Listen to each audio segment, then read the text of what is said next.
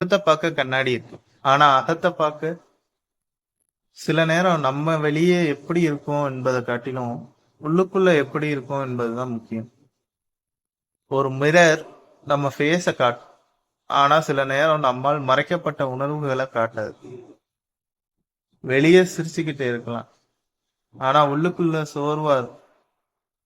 வெளியே ஸ்ட்ராங்கா தெரியலாம். ஆனா உள்ளுக்குள்ள உடைந்த நிலைமையில காணப்படலாம்.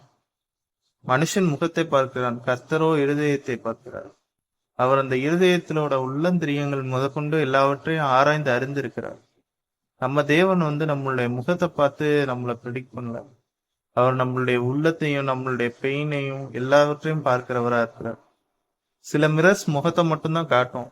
ஆனா தேவனுடைய பிரசன்ஸ் நம்ம உண்மையான நிலையை காட்ட ஆரம்பிக்கும். இன்று நம்மளுடைய ரிஃப்ளெக்ஷன் நல்லா இருக்கிறதா இல்ல நம்மளுடைய ஹார்ட் ஹீலிங்க்கு தேடிக்கிட்டு இருக்கிறதா?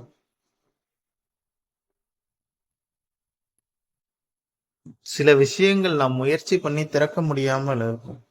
ஆனா சரியான கீ வந்தா ஒரே நொடியில் திறந்துடலாம்.